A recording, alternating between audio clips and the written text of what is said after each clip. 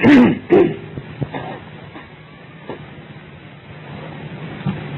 گرم منگوا رکھنا شوکت میں کہنا، پانی گرم منگوا رکھنا شوکت میں کہنا۔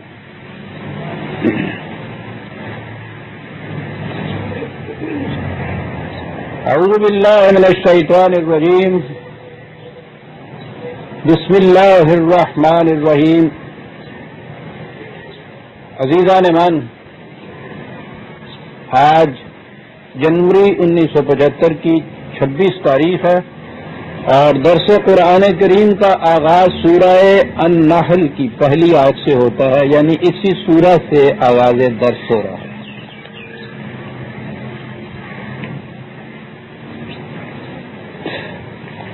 سابقہ سورت کی آخری آیات میں اس کشمکش کا ذکر نمایاں طور پہ آ گیا تھا جو نبی اکرم صلی اللہ علیہ وسلم کے عہد میں قریباً آخری دور میں پہنچ چکی تھی، اور اب نظر آتا تھا کہ تبلیغ و تذکیر کے مرحلے جو تھے یا انذار و تنذیر کے، وہ گزر چکے تھے، اور اب وہ ٹکراؤ آمنے سامنے کا یہ ہونے والا تھا۔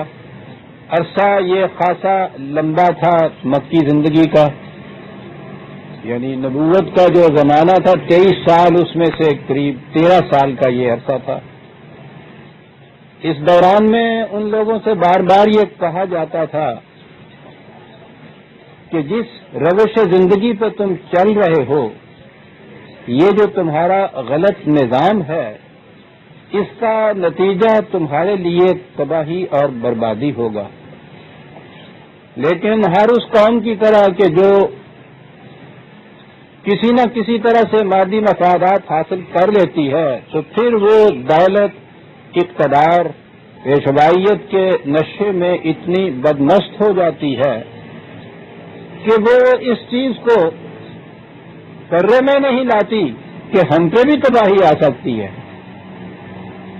جو ہمارا انداز ہے، اس انداز میں تو وہ دیکھتے تھے کہ دن بدن رات دن زیادہ سے زیادہ مفاد حاصل ہو رہے ہیں، طاقتیں بڑھ رہی ہیں، قوتوں میں وسعت چلی آ رہی ہے، تو ان کو اس کا کبھی خواب و خیال میں، وہم و گمان میں بھی یہ بات نہیں آتی تھی کہ اس کا نتیجہ تباہی بھی ہو سکتا ہے۔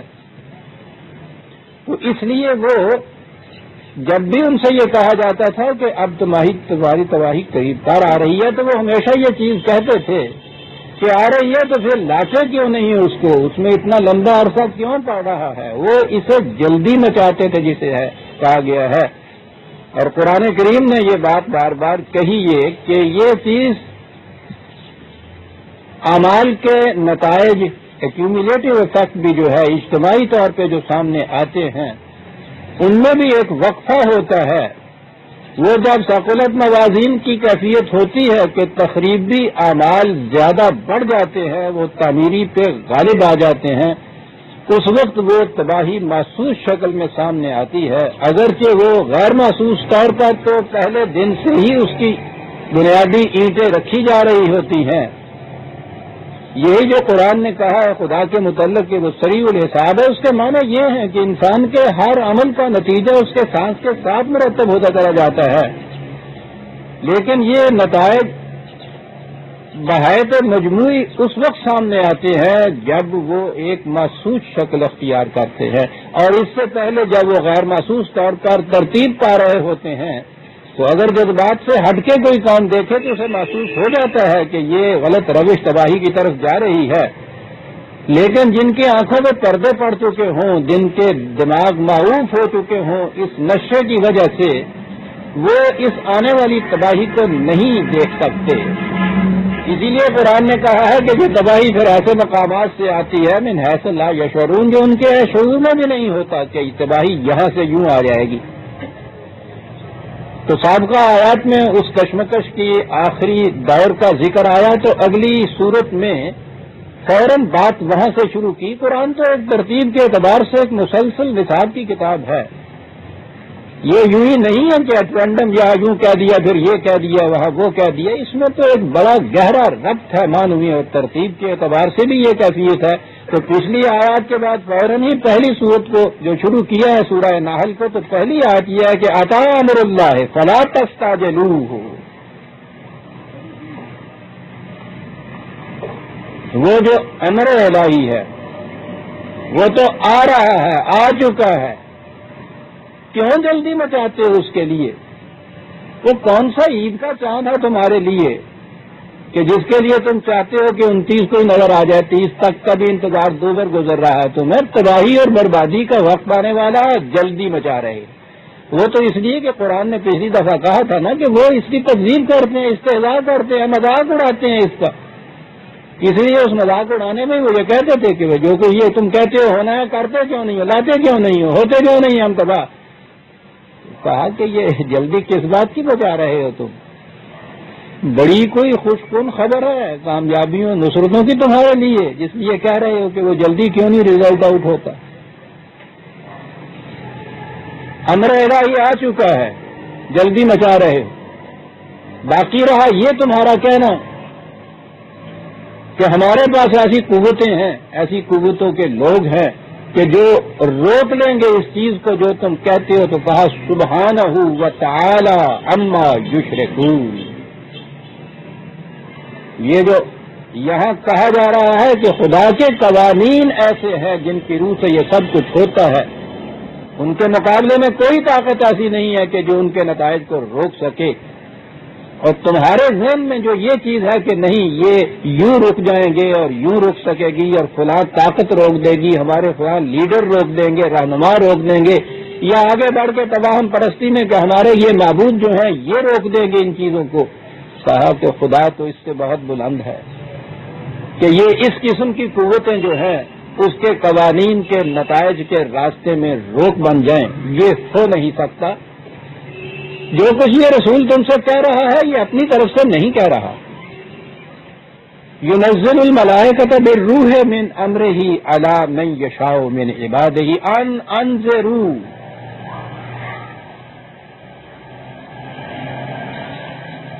خدا کی طرف سے یہ چیز آتی ہے ان کے اوپر.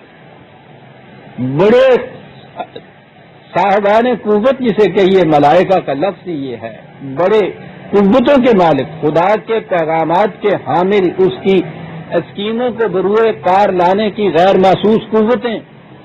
کہتا یہ وہ ہیں کہ جو خدا کا امر، خدا کی روح لے کر بالروح من امرہ ہی، اور یہ علی من یشاء من عبادہ ہی، جسے وہ اس مقصد کے لیے منتخب کر لیتا ہے اپنے قانون مشیت کی روح سے، یہ اس کی طرف پیغامات آتے ہیں خدا کی طرف سے. من جانب اللہ ہوتا ہے یہ اپنی طرف سے نہیں کہتا کہ ہو سکتا ہے کہ ٹھیک درست نکلا ہے، ہو سکتا ہے غلط بھی ہو جائے. یہ تو اس خدا کی طرف سے ہے.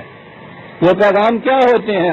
انذروا، تاکہ کہ وہ آگاہ کر دے تمہیں اس بات سے انہ لا الہ الا انا فاتقون. وہ یہ بات کہنے کے لیے وہ پیغام رساں ان کے اوپر وہ خدا کا پیغام لاتے ہیں کہ ان سے کہہ دو، آگاہ کر دو، وارننگ دے دو ان کو کہ کائنات میں اقتدار خدا کے سوا کسی کا نہیں ہے. میں نے کہا ہوا نا کہ قرآن کا عربی زبان میں آپ دیکھیں تو انداز عجیب ہوتا ہے. جہاں کہیں غلبہ اور اصطلاح اور قوت اور اقتدار کی بات ہوتی ہے وہاں ہم کا لفظ آتا ہے. الا انا، ہمارے سوا کسی اور کا اقتدار نہیں ہے. جہاں رحمت اور رافت کی بات ہوتی ہے وہاں انی ہوتا ہے عام طور کے. میں نے یہ کہا کل عبادی، میرے بندوں سے یہ کہہ دو. یہاں کہا کہ وہ یہ وارننگ دینے کے لیے یہ پیغام آتا ہے کہ لا الہ الا انا، ہمارے سوا کوئی اور صاحب اقتدار اس کائنات کے اندر نہیں ہے. فاتقون، لہذا ان قوانین کی نگہداشت کرو اور اپنی غلط روش کے نتائج سے اپنا بچاؤ سوچو. یہ ذہن میں ظام باطل نہ آنے دو کہ یہ قوتیں اور ہمارے معبود، ہمارے لیڈر، ہمارے پیشوا، ہماری دولت، ہمارے سرمایہ، ہمارے حمایتی، ہمارے مددگار ان قوانین کے سامنے روک تھام بن کے بیٹھ جائیں گے اور ہمیں بتا لیں گے. مت اس ظام کے اندر آؤ، اس سے بچاؤ کی شکل پیدا کرو. دو تین لفظ یہاں وضاحت طلب آ گئے. ایک تو ہے ینزل الملائکۃ بالروح من امرہ. روح کا لفظ ہمارے ہاں آج تک بھی وہ جو روح ہوتی ہے نا آدمی کی، کہتے ہیں روح نکل جاتی ہے مرنے کے ساتھ، پھر روح کہاں بھٹکتی پھرتی ہے رہتی ہے. تو گویا ایک روح کا لفظ ہمارے ہاں عام ہے نا اس کے لیے. یہ جو تصور ہے روح کا، قرآن میں اس کے لیے روح کا لفظ نہیں آیا کہیں. انسان کی روح کا ذکر ہی کہیں نہیں ہے قرآن میں. روح تو ایک توانائی کو کہتے ہیں، خدا کے ساتھ تو یہ بات ہے. یہ اصل میں یہ پرانا یونانی تصور تھا، جنہوں نے مادہ یا میٹر کے مقابلے میں کہیں تو انہوں نے اسپرٹ کا لفظ ایک ایجاد کیا، اور انسان کے لیے سول کا لفظ ان کے یہاں چلا آتا تھا. یہ سول ہے جس کو روح کہا جاتا ہے. اور پھر یہی چیز یونانی ترجمے جب ہوئے ہیں ہمارے ہاں فلسفے میں عباسیوں کے دور میں، تو ان کی ان اصطلاحات کے ترجمے عربی زبان میں ہوئے، تو وہاں اس کا ترجمہ روح کر دیا انہوں نے، اور وہاں سے یہ بات چلی آئی. میں کہتا ہوں قرآن کریم کے بلند علمی مقام کے اندازے ان چیزوں سے بھی لگ سکتے ہیں کہ 1400 سال پیشتر جب اگر تصور تھا کوئی انسان کا کبھی زندگی کے علاوہ، روح کا ہی تصور تھا. یونانی تصور عام تھا اس دور کے اندر، تو دوسرے تصور ہی نہیں تھا. قرآن روح کا لفظ انسان کے لیے استعمال نہیں کرتا، کہیں استعمال نہیں کیا اس نے. وہ اس زمانے میں اس کے لیے نفس کا لفظ استعمال کرتا ہے، جس کے معنی انسانی ذات کے ہوتے ہیں. اور زمانے کو ابھی 1400 سال 1300 سال کم از کم یا 1000 سال کا انتظار کرنا تھا، جب اس دور میں پہنچ کے بھی یہ لفظ جو ہے سیلف کا لفظ یہ اس دور میں آیا. یہاں جو سول اور اسپرٹ آپ دیکھیں گے الگ ہٹ گئی بات. انہوں نے بھی یہ محسوس کیا، علمی اکتشافات کی بنا پر یہ محسوس کیا کہ یہ ایک اور شے ہے جسے انہوں نے سیلف کہہ کے پکارا. اور آج کے دور کی جو آپ کے ہاں کی علم النفس جسے کہا جاتا ہے، انہوں نے بھی نہ اسپرٹ کا لفظ لیا نہ سول کا لفظ لیا، حتیٰ کہ مائنڈ بھی وہ پیچھے چھوڑ گئے. انہوں نے سائیکی کا لفظ ایک نیا تراشا. اور یہ وہ ہے کہ جس نے قرآن نے 1400 سال پیشتر جسے نفس کہہ کے پکارا تھا، روح کا استعمال نہیں کیا تھا، حالانکہ عام مروج تھا یہ لفظ. اور ہمارے ہاں تو آج تک بھی یہ مروج ہے. اور اس لیے بھی ہے کہ یہاں سے وہ روحانیت کا پھر ایک تصور آپ کے یہاں آتا ہے. قرآن میں نہ روح انسانی کا لفظ ہے نہ روحانیت کا کوئی ذکر ہے. وہاں روح کا لفظ وحی کے لیے استعمال ہوتا ہے. یہ وہ جو مشہور آیت ہمارے ہاں کوٹ کر دی جاتی ہے نا، یسألونک عن الروح قل الروح من امر ربی وما اوتیتم من العلم الا قلیلا 17/85، کہ تجھ سے روح کی بابت دریافت کرتے ہیں، ان سے کہو کہ روح من امر ربی، خدا کے امر سے ہے. تمہیں بہت تھوڑا علم انسان کو دیا گیا ہے. اور یہاں سے وہ بات پھر آ جاتی ہے کہ ہاں صاحب روح کا دیکھیے ذکر آ گیا، اور روح کی بات تو سمجھ میں کسی کی آ نہیں سکتی، کیونکہ انسان کو تو بہت تھوڑا علم دیا گیا ہے. جو تھوڑا علم دیا گیا ہے تو اس کے بعد پھر روح کا تذکرہ کیا.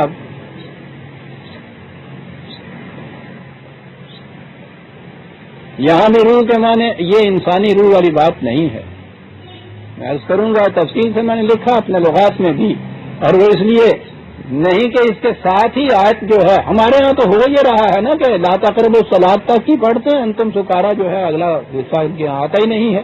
بھائی اتنا سا ٹکڑا کہیں سے لیا اور پھر لے بھاگے اس کو کہ دیکھیے صاحب یسألونک عن الروح، قرآن نے کہا روح کی دعوت پوچھتے ہیں، ان سے کہہ دو کہ تمہیں بہت ایک تھوڑا علم دیا گیا ہے، روح نہیں ہے. وہ من امر ربی کا اگلی آیت ہے وَلَئِن شِئْنَا لَنَذْهَبَنَّ بِالَّذِي أَوْحَيْنَا إِلَيْكَ، کہ یہ وہی تیرے فکر کی تیرے خیال کی پیدا کردہ چیز نہیں ہے روح کی، یہ تو ہماری مشیت ہمارے امر کی چیز ہے. ہم چاہیں تو یہ سارے کا سارا علم لے جائیں، آگے بات ہی نہ چلے تمہارے. یعنی وہی کا لفظ اگلی آیت کے اندر پڑا ہوا ہے. یہ لیکن سند یہاں سے لائی جاتی ہے روح کی، انسانی روح کے لیے۔ میں نے عرض کیا ہے کہ اس کے معنی وحی خداوندی ہے، اور وہ اس لیے ہے کہ اس میں اتنی قوت ہوتی ہے، وحی کے ذریعے جو قانون دیا، قانون کی بڑی قوت ہوتی ہے، بشرطے کے پیچھے قانون کو نافذ کرنے والی یہ قوت ہو جسے خدا کہا جاتا ہے، بڑی قوت ہے۔ اسی لیے اس کو قرآن نے الروح کہہ کے وحی کو تعبیر کیا ہے الروح سے۔ اور بالروح من امرہ ہی، پھر اگلا لفظ اس میں امر آتا ہے، اس کے متعلق بھی اس سے پیشتر کئی دفعہ ذکر آ چکا، پھر اسے دوہرا دوں۔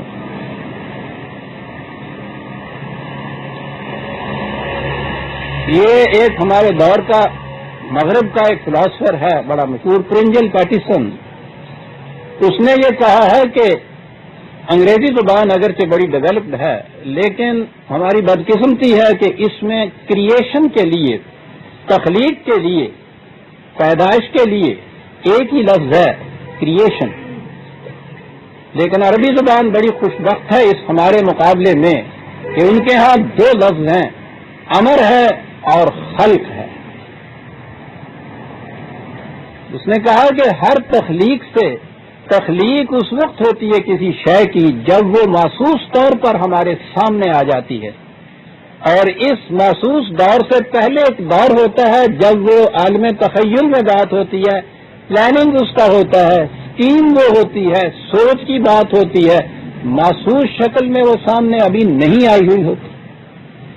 اس نے کہا کہ عربی زبان نے، اور پھر جس سے قرآن نے انتخاب کیا، یہ جو پہلا مرحلہ ہے خدا کی تخلیق، اس وقت تخلیق یا مخلوق کہلاتی ہے جب وہ ہمارے سامنے محسوس شکل میں شے آ جاتی ہے، اور اس سے پہلے کا جو مرحلہ ہوتا ہے جس میں ابھی وہ مشیت خداوندی، ارادہ الہی، اسکیم کے ماتحت، پلان کے تابع، نقشہ بنتے ہوئے جسے ہم کہتے ہیں، عام ہمارے الفاظ میں تصور یا تخیل میں وہ چیز ابھی ہوتی ہے، یہ جو ایک مرحلہ ہے جو ہمارے سامنے محسوس شکل میں نہیں آتا، قرآن نے اسے عالم امر کہا ہے۔ اور جیسا کہ آپ کو معلوم ہے، میں نے شاید پچھلے درس میں یہ کہا، یہ امر کے معنی حکم کے نہیں ہیں، یہ بات کی بات ہے۔ امیر جسے کہتے ہیں وہ ہمارے ہاں، اب تو امیر وہ مفلس کے مقابلے میں آ گیا نا، بڑا امیر ہے، پھر امیر کبیر ہے، اور اگر یہ نہ بھی ہو تو ہمارے ہاں امیر جماعت جسے کہتے ہیں وہ بھی اس کے لیڈر کو کہتے ہیں، اس کے حکم دینے والا۔ عربی زبان میں اس کے معنی بڑے عجیب، اس کے معنی ہے ڈائریکشن دینے والا۔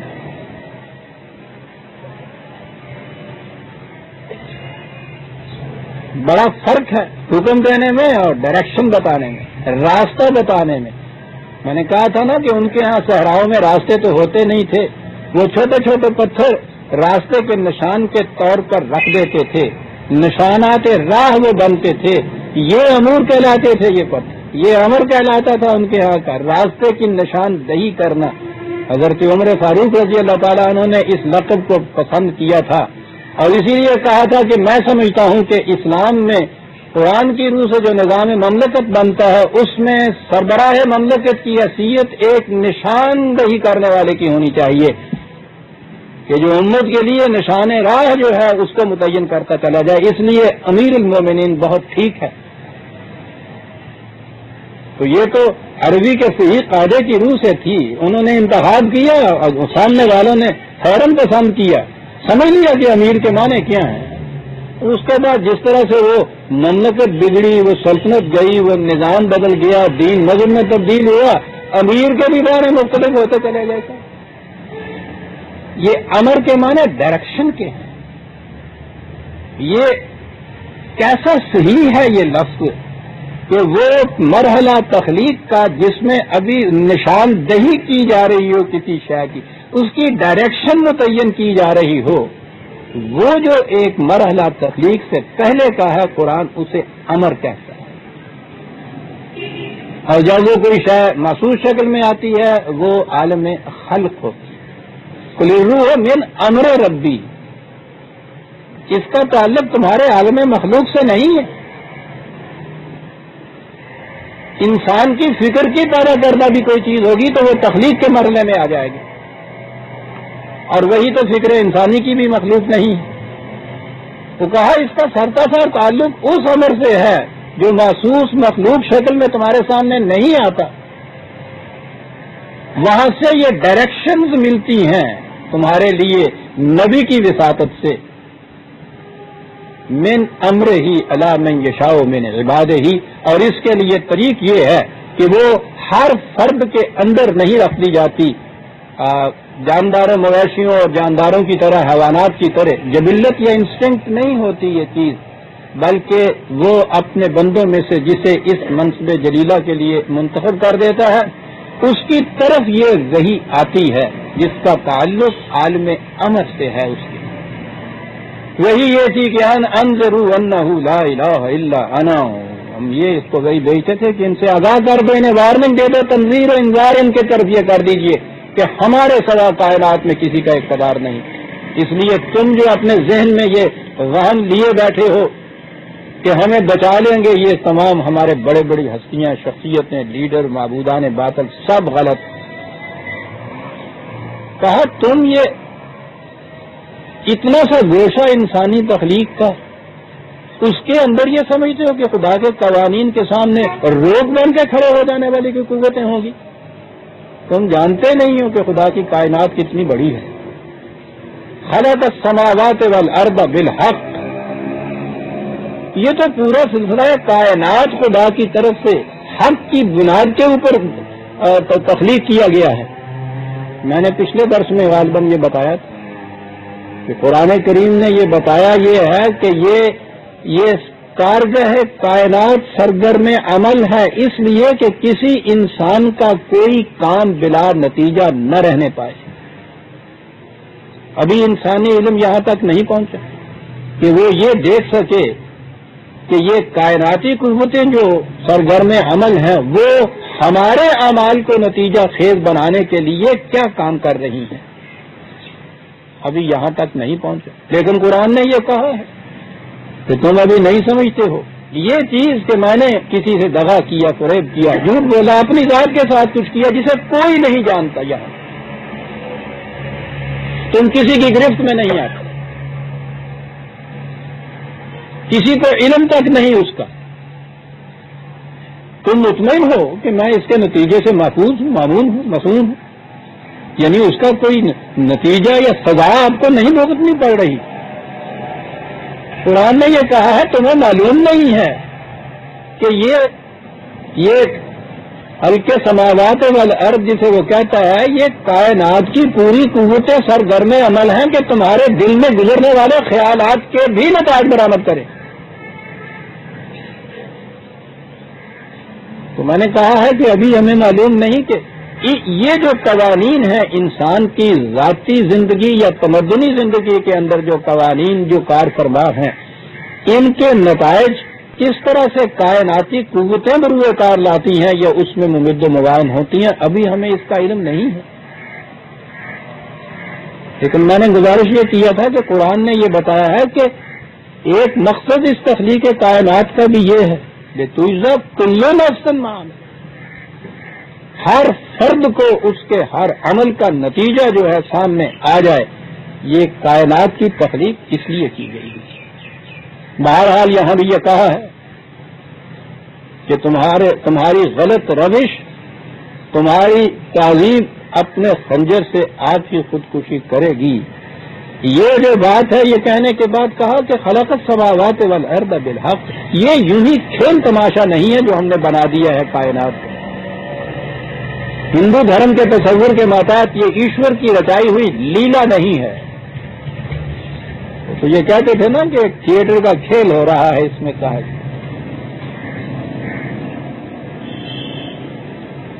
اسی لیے خدا کے لیے ان کے ہاں ایک لفظ ہے نٹ راجن، نٹوں کا راجا، نٹ ایکٹرز کو کہتے ہیں.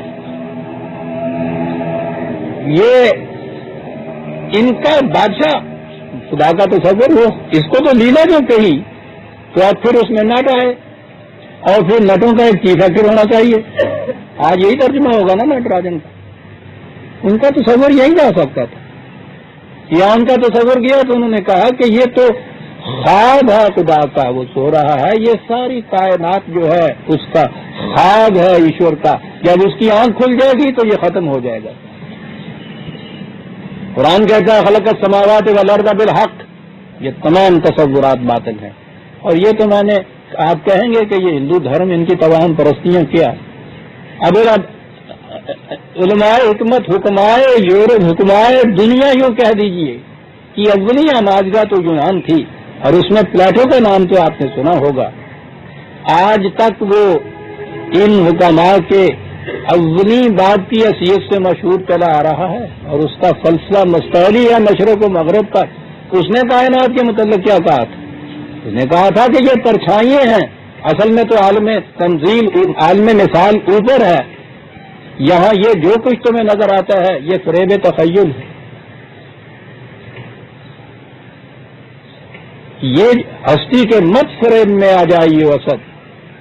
عالم تمام ہلکا دام خیال ہے. یہ ہے وہ پلیٹو کا نظریہ. یہ سب تصوراتی دنیا ہے، حقیقت میں یہ کچھ نہیں. قرآن کہتا ہے کہ خلق السماوات والارض بالحق. یہ بالکل غلط ہے. It does exist and exist in reality. یہ ایک حقیقت ہے، یاد رکھو. ہم یہی باطل کی چیزیں، توہمات کی چیزیں نہیں پیدا کیا کرتے. اور بالحق اس لیے ہے کہ یہ ایک مقصد کے لیے پیدا کی گئی ہے. حق کے یہ بھی معنی ہوتے ہیں جو پھر حقیقت ایگزسٹ کرے، کسی خاص مقصد کے لیے ہو. اور اگلی چیز اس میں ہوتی ہے کہ مقصد تخریبی نہ ہو، مقصد تعمیری ہو، اسے حق کہا جاتا ہے. اپنے مقام پر اٹل، غیر متبدل، نہ سرکنے والا، تعمیری نتائج پیدا کرنے والی حقیقت ثابتہ کو الحق کہا جاتا ہے. لہذا جب یہ کارگاہ کائنات الحق ہے اور اس کا مقصد یہ ہے تخلیق کا، تعالی اما یشرکون، وہ بہت بلند ہے ان چیزوں سے کہ یہ کہا جائے کہ اس کے ساتھ اور بھی صاحب اقتدار اس کے برابر کے ہیں. اس نے کہا ہے کہ کسی ایک مملکت میں دو برابر کے صاحب اقتدار ہوں، وہاں فساد مچا رہتا ہے. برابر کے صاحب اقتدار کا موجود ہونا تو ایک طرف رہا، صاحب اقتدار موجود ہیں. کچھ اور لوگ ہیں جو چاہتے یہ ہیں کہ اس کی جگہ اقتدار ہمیں حاصل ہو جائے. اس میں جو فساد برپا ہو رہا ہے وہ ہمارے سامنے ہے کہ جائے کہ دو برابر کے صاحب اقتدار آ جائیں، پھر تو ملک بڑھ کے رہتا ہے. قرآن نے یہی کہا کہ اگر اس کائنات میں ایک سے زیادہ صاحب اقتدار ہوں تو ہر ایک کی کوشش یہ ہو کہ میرا حصہ مملکت کا الگ ہو، میرا حصہ مملکت کا الگ ہو. وہ کہتا تم سوچو تو صحیح کہ اس میں تمہارا حشر کیا ہو. پھر اقتدار واحد، ایک ہی صاحب اقتدار ساری کائنات کے اندر. یہ ہے قرآن نے جو توحید کا مقصد دیا ہے. یہ چیز میں نے کہا نا، جہاں وہ شرک کہتا ہے اس کے معنی صرف بت پرستی نہیں ہے. بتوں کے تو اقسام بہت سے ہیں. باہر یہ مٹی اور پتھر کا بت تو حیثیت ہی کچھ نہیں رکھتا ان بتوں کے مقابلے میں جن کی آوازگاہ سے ذہن انسانی ہوتا ہے، قلب انسانی ہوتا ہے. می تراشد فکر ماں ہر دم خدا بندے دیگر، رستہ یک بند تا استاد در بندے دیگر. اس قید سے چھٹکارا ہی نہیں ہوتا. خلق السماوات والارض بات ہوئی، خلق الانسان من نطفہ. عجیب و غریب چیز آ رہی ہے عزیزان مان ان آیات میں. اس سورت کے نام ہی النحل ہے، آگے آئے گا شہد کی مکھی جسے کہتے ہیں. عجیب مقامات ہیں جن کو سامنے لا رہا ہے قرآن عزیزان. کہا یہ کائنات ٹھیک ہے، اس طرف تمہاری نگاہ نہیں جاتی، اپنی تخلیق کی طرف ذرا نگاہ دوڑائیے. اس کی ذرا ابتدا تو دیکھیے کہاں سے ہوئی. ایک جرثومہ زندگی جس کی کوئی حیثیت ہی نہیں تھی. کبھی تمہارے تصور میں بھی یہ آ سکتا تھا کہ اس جرثومے کے اندر یہ بچہ پوشیدہ ہے جو اس طرح سے وجود پذیر ہو گیا؟ کوئی ذہن یہاں پہنچ سکتا تھا؟ یہ ممکنات کی دنیا جو ہماری ہے وہ عالم امر سے تعلق رکھنے والی دنیا. تم تو اتنا نہیں جان سکتے تھے کہ اس جرثومے کے اندر کیا کیا پوشیدہ ہے، مضمرات اور پوٹینشیلٹیز. کس طرح نشو و نما کے یہ پا کے یہ جیتا جاگتا بچہ اور پھر یہ اتنا بڑا انسان یہ کچھ بن جائے گا.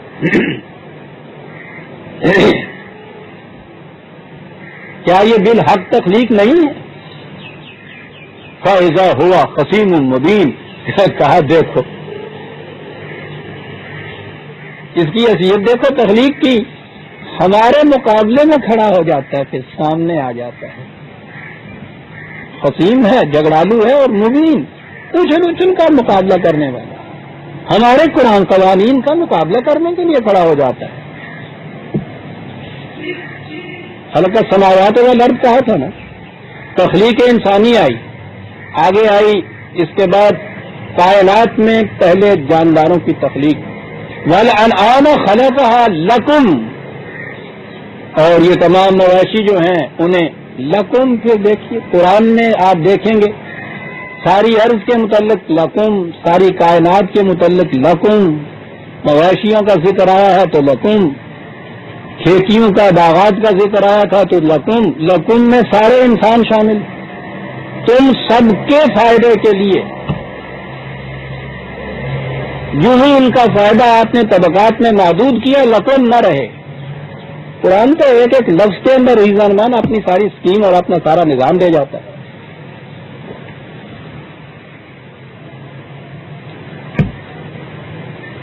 وَالْأَنْعَامَ خَلَقَهَا لَكُمْ فِيهَا دِفْءٌ وَمَنَافِعُ وَمِنْهَا تَأْكُلُونَ، کہا ان کی اون سے تم یہ اپنی گرمی کا سامان پیدا کرتے ہو، کھالوں سے کھانے بناتے ہو، گوشت ان کا کھاتے ہو، اور کتنے فائدے ہیں جنہیں تم اٹھاتے ہو ان سے۔ دیکھا تمہارے لیے، تمہیں پیدا کیا، تمہارے لیے سامان نشو و نما پیدا کی۔ یہ آج رینڈم اسکیم آ گئی، یہ ان بتوں کی بنائی ہوئی اسکیم آ گئی، آگے لفظ آتا ہے، لیکن آگے جانے سے پہلے قریب عزیزان من اگلی ایک آیت آتی ہے، پوچھو نہیں، یہ ایک حسن کی دنیا سمٹ کے اس کے اندر آ گئی، اور یہاں پہنچ کے نظر آتا ہے کہ واقعی یہ کسی انسانی فکر نہیں تھی 1400 سال پیشتر، خدا ہی یہ کچھ کہہ سکتا تھا۔ یہ افادی پہلو ہی تھا جو سامنے لایا، وہ یوٹیلیٹیرین ایسپیکٹ جسے کہتے ہیں چیزوں کا، مواشیوں کا، کھاتے ہو پیتے ہو، اس کی اون سے تم کپڑے بناتے ہو، ان کی کھالوں سے کھانے بناتے ہو، ٹھیک ہے، ایسا مانا نشو و نما ہو گیا، لیکن انسان صرف روٹی سے تو زندہ نہیں رہتا، یہ تو حیوانی زندگی ہے جو صرف تبھی سامان چاہتی ہے۔ انسان کے اندر تو ایک اور جذبہ، ایک اور خواہش، ایک اور آرزو بھی ہے، اور وہ بہت بڑی چیز ہے۔ وہ کون سی چیز ہے؟ ایستھیٹک ایسپیکٹ اس کا، جذبہ تحسین حسن، جمالیات کا جذبہ، یہ خالص انسانی زندگی کی سطح پہ شروع ہوتا ہے، حیوانی زندگی میں نہیں۔ اور انسانوں میں بھی جو اس سے دہرا یاد نہیں ہے اس ذوق لطیف سے، اس کی زندگی حیوانی سطح کی زندگی ہوتی ہے۔ عزیزان ایمان،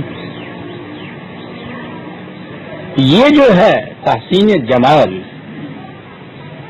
جمالیاتی پہلو کائنات کا، مذہب کی دنیا میں اس کا تصور بھی کبھی کیا جا سکتا تھا؟ مذہب تو اس دنیا اور دنیا کی تمام زینت کی چیزوں کو قابل نفرت قرار دیتا ہے۔ مذہب کی تو انتہا یہ ہے کہ تم اس کو ترک کر کے آگے چلے جاؤ، خواہ وہ عیسائیت کے سینٹس ہوں، ان کی آپ زندگیاں پڑھ کے دیکھیے، مار کا آرا کارنامے کیا ہے سب ہے، فلاں سینٹ جیسے کہ ساری عمر کیچڑ میں انہوں نے زندگی بسر کر دی۔ سبحان اللہ، کیچڑ کا کیڑا تو سنا تھا، جو کیچڑ کا ولی ان کی یہاں یہ اگر تھے ساری عمر کی، انہوں نے ناخن نہیں ترشوائے، ٹھیک ہے، کوئی ریچھ، کوئی بندر، کوئی شیر ناخن تو اٹھاتا ہی نہیں۔ سینٹس یعنی مار کے ان کے یہ ہیں کہ وہ جنگلوں میں رہتے تھے، غاروں میں رہتے تھے، کوئی ساری عمر کیچڑ میں رہتا تھا، یہ ساری عمر نہایا ہی نہیں ہے صاحب جناب، کیا مار کا ہے؟ انہوں نے جی ناخن ترشوائے ساری عمر۔ انتہا ان کے یہاں کی ادھر آ جائیے اپنے قریب ہمسائے کی ہیں، ان کے یہاں جوڑ سے بھی آگے سنیاس کا جو مرحلہ ہوتا ہے، کیا مرحلہ ان کے یہاں وہ ہوتا ہے سر. ننگے بڑنگے غاروں میں جا کے رہ رہے ہیں سب ان کے یہاں. نہانے دھونے کا تو سوال ہی نہیں ہے. کپڑے تک بھی میسر نہیں ہے. راکھ ملی ہوئی ہے بہت جسم کے اندر, لٹیں بڑی ہوئی ہیں. اچھا بھلا انسان بالکل وحشی جن بنا ہوا ہے. یہ انتہا ہے صاحب سنیاس کی, جو خدا سے ملنے جا رہے ہیں. یعنی کوئی انسان پاس نہ بیٹھنا جو بھوکے مارے چلے جا رہے ہیں وہاں. مذہب کی دنیا کے اندر ترک مادہ ہی نہیں بلکہ ترک زینت جو ہے یہ بڑا معراج شمار کیا جاتا تھا. عزیزان من, یہ مذہب کی دنیا کی چیز نہیں, یہ تو دین ہے, دین خداوندی. سوچئے تو صحیح, بات جو اتنی آ رہی تھی کہ تمہاری نشو و نما کے لیے یہ مواشی پیدا کیے, ان سے تم کتنے فائدے اٹھاتے ہو. بات بالکل ٹھیک تھی, آگے چلے جاؤ, بڑھ جانا چاہیے تھا. لیکن یہاں تک تو بات حیوانی سطح کی صرف رہتی, کبھی زندگی کی رہتی. قرآن عزیزان مان وَلَكُمْ فِيهَا جَمَالٌ.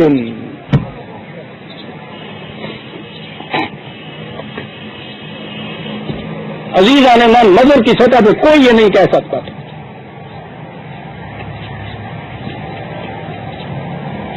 اللہ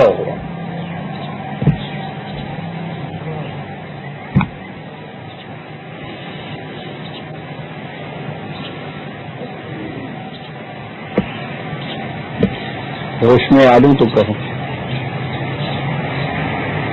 دو لفظ عزیزان من آ گئے. میرے الفاظ میں تو اتنی تعداد نہیں کہ میں ان کی تشریح کروں.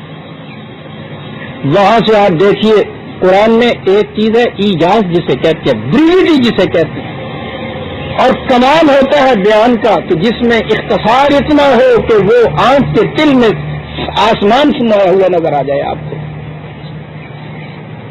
اعجاز اس میں اتنا ہو کہ وہ لفظوں کو بدل دیا جائے, دوسرا کوئی لفظ دنیا کا اس کو معنی نہ پیدا کر کے بتایا. دو لفظ عزیزان من, مویشیوں کا ذکر آ رہا ہے, جمالی پہلو اس کا بتایا, جمالیاتی پہلو ہے جو اس کو بتانا ہے. قرآن نے دو لفظوں کے اندر بتایا ہے. دنیا کا بڑے سے بڑا پینٹر اس سے آگے نہیں جا سکتا عزیزان من. ہمارے ہاں تو یہ چیز ہے نہیں. ویسٹ کے جو پینٹر ہیں ان کو فطرت کی مناظر کشی جو ہے وہ ان کو زیادہ بھاتی ہے.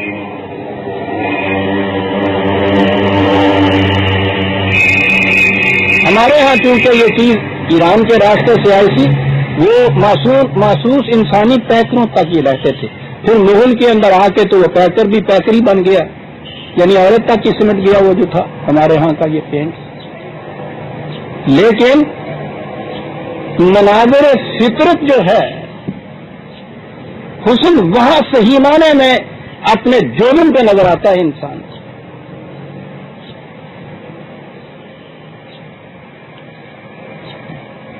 پھول ہے صحرا میں یا پریاں قطار اندر کنار.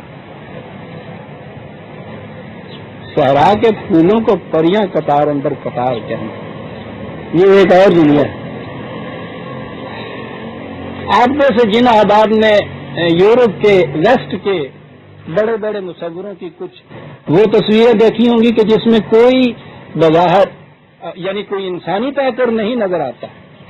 فطرت کی مناظر کشی اتنی جاذب اور حسین اور دلکش ہوتی ہے کہ انسان مبہوت کھڑا ہو جاتا اس کے اندر. عام طور پہ اس منظر کشی میں کیا چیز آتی ہے؟ صبح کے مناظر ہوتے ہیں, نور کا تڑکا, ٹمٹماتے ہوئے تارے جیسے سامان سفر باندھ رہے ہوں, یا سورج نکل رہا ہے اس سے ڈر کے بھاگنے والے, مرمری سی روشنی, شبنمی سی فضا,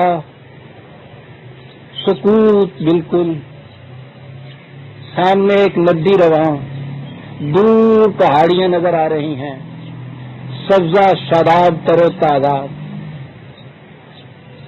چھوٹی چھوٹی سی یہاں کچھ گاؤں کے سے وہ مکان دو چار, ان میں سے مویشی نکل رہے ہیں. بھیڑیں عام طور پہ وہاں یہ زیادہ ہوتی ہیں, یہ نکل کے چراگاہ کی طرف جا رہی ہیں. کبھی دیکھی ایسی تصویر آپ نے؟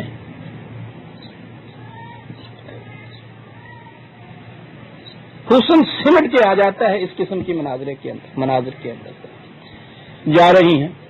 زندگی، تازگی، حرارت، حرکت یہ اس میں ہوتی ہے. صبح کے معنی یہ ہوتے ہیں کہ خواب کی آدھی موت کے بعد پھر حیات تازہ اختیار کی جاتی ہے. آپ دیکھیں گے پرندے کس طرح چہچہاتے ہیں صبح کے بعد. مواشیوں کو چھوڑ کے دیکھیے، وہ چیزیں تو ہم نے نہیں دیکھی. گاؤں کی زندگی تو ہم نے دیکھی ہے، میں تو گاؤں کا رہنے والا ہوں. میں نے یہ مناظر صبح کے وقت گاؤں میں سے جو باہر نکلتے ہیں یہ بیلوں کو لے کے اپنے ذمہ دار، آریات کا وقت ابھی وہ صبح کا تڑکا ہوتا ہے، سکوت ہوتا ہے ہر طرف، لیکن فضا عجیب قسم کی ایک اس وقت چھائی ہوئی ہوتی ہے. اور وہاں سے باہر مواشی جا رہے ہوتے ہیں. بظاہر دیکھیے تو اس میں کوئی بات ایسی نہیں ہے کہ جو آپ کو کھینچ لیتی ہے. اور یہی مواشی جب شام کو لوٹتے ہیں عزیزان مان، شام کی اداسی، سورج ڈوب رہا ہوتا ہے، سکرات موت کی سرخیاں شفق پہ چھائی ہوئی ہوتی ہیں، گرد و غبار اڑا ہوا ہوتا ہے فضا کے اندر جو صبح بالکل نہیں تھا. وہاں سے شام کے اس دھندلکے کے اندر یہی مواشی جو ہے بیل وغیرہ واپس آ رہے ہوتے، نہلائے ہوئے، دور سے ان کی گھنٹیوں کی آواز سنائی دیتی ہے. عجیب قسم کا اداسی کا سا یہ منظر ہوتا ہے. لیکن حسن تو شادابی میں بھی ہوتا ہے، حسن تو اداسی میں بھی ہوتا ہے. اس کے الگ الگ ایسپیکٹس ہیں. دونوں میں یہ چیز نظر آ سکتی ہے انسان کو. اور یہ ہیں وہ مناظر جو آپ دیکھیں گے. یورپ کے بلند ترین پینٹرز، میں نے دیکھی ان کی تصویریں، کبھی وہ صبح کا منظر جو ہے یوں پیش کر رہے ہوں گے وہاں، کبھی وہ شام کا اس قسم کا منظر پیش کر رہے ہوں گے. اور بہترین تصویریں ان کو کہی جا رہی ہیں عزیزان. آپ کو معلوم ہے کہ قرآن کریم نے 2 لفظ کہے، وَلَكُمْ فِيهَا جَمَالٌ حِينَ تُرِيحُونَ وَحِينَ تَسْرَحُونَ. جب صبح کی مرمری فضا میں تم انہیں باہر لے جا رہے ہوتے ہو، جب شام کے دھندلکے میں انہیں واپس لا رہے ہوتے ہو، اے چشم حسن بین دیکھو تو صحیح ان میں جمال کی طرح ہے. 2 ہی لفظ ہے نا جی مان، حِينَ تُرِيحُونَ حِينَ تَسْرَحُونَ.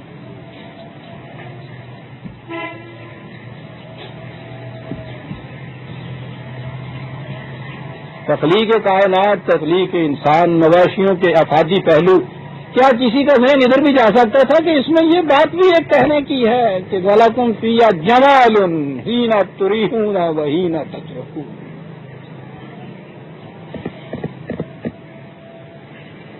ہمارے ہاں کے شعراء نے بھی یہ اچھی منظر کشی کی ہے اس قسم کی، لیکن ان میں کچھ اور قسم کی کھٹک ہوتی ہے. اقبال کو فطرت نے یہ ایک انداز عطا کیا تھا کہ جہاں جہاں وہ منظر کشی کرتا ہے اس میں حسن تو انتہا کا ہوتا ہے، شاعری انتہا کی ہوتی ہے، لیکن وہ تو ہر چیز بالحق کہتا تھا. سامنے ایک نصب العین بھی کہتا تھا.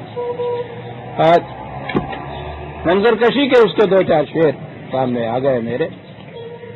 وہ بال جبرین میں ذوق و شوق کے عنوان سے اس کی ایک نظم لکھا ہے کہ فلسطین میں میں نے کہی تھی، تو وہاں صحراؤں کے اندر انہوں نے علامہ نے یہ کہا تھا، وہ بہت تہجد گزار صبح کے وقت اٹھنے والے ہوتے تھے، تو میں سمجھتا ہوں وہاں کے منظر سے، اسی منظر سے مشہور ہو کے لکھا ہوگا. تو کیا تھی وہ قلب و نظر کی زندگی دشت میں صبح کا سما. وہ قلب و نظر کی زندگی کہے گا. دیکھا نا فرق آپ نے؟ شعریت دیکھیے تو وہ اپنے اعجاز پہ پہنچی ہوئی. قلب و نظر کی زندگی دشت میں صبح کا سما، چشمہ آفتاب سے نور کی ندیاں رواں. قلب و نظر کی زندگی. مسجد قرطبہ میں انہوں نے شام کا منظر، وہ نظم، اللہ توفیق دے تو یہ نظم پڑھیے گا. میرے نزدیک معنویت و شعریت کے اعتبار سے ان کی بہترین نظر، پیغام کے اعتبار سے تو ابلیس کی مجلس شورا کا جواب نہیں، لیکن معنویت اور جمالیات کے اعتبار سے مسجد قرطبہ سے عجیب وجد و کیف کے عالم میں اس شخص نے وہ نظم لکھی ہے. اس میں شام کا منظر ہے. وادی کوہسار میں غرق کے شفق ہے صحاب. وادی کوہسار میں غرق کے شفق ہے صحاب. لال بدخشاں کے ڈھیر چھوڑ گیا آفتاب. اور پھر بانگے بڑا میں جہاں وہ خضر راہ جہاں شروع کرتا ہے تو خضر تو صحرا نورد دشت پیما سمندروں کا صحرا یہ ہے نا اس کا ایک تصور ہمارے ذہن میں وہ ہے. شاعری حقیقت میں افسانوی چیز اس کا وجود نہیں ہے کوئی, لیکن بہرحال شاعر تو شاعر سے ملتا ہے. تو وہاں یہ خضر سے ان کی ملاقات ہوتی ہے. وہاں یہ پوچھتے ہیں کہ تیری زندگی ساری دشت نوردیوں میں کیوں گزر گئی اس طرح سے. جواب تو انہوں نے جو دینا تھا آگے جا کے دیں گے, اور پہلے وہ یہ بتاتے ہیں کہ میری دشت نوردی اور تمہاری شہر کی زندگی کیا کہتے. اے رہین خانہ تو نے وہ سما دیکھا نہیں, گونجتی ہے جب فضائے دشت میں بانگے رحیل. صحرا کی خاموش فضا میں دور جہاں تمہیں وہ اونٹ نظر نہیں آتے, لیکن ان کے گلے میں بندھی ہوئی گھنٹیوں کی آواز کے وہ چلنے لگا ہے قافلہ.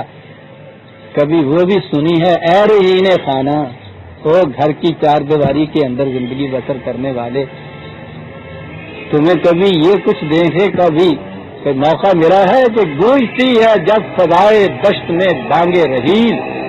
اب دیکھیے عزیزان من کیا منظر ہے. ریت کے ٹیلے پہ وہ آہو کا بے پرواہ خرام. کیا کوئی پینٹر پینٹ کرے گا. ریت کے ٹیلے پہ وہ آہو کا بے پرواہ خرام, وہ حضر بے برگ و ساما, وہ سفر بے سنگ و میل.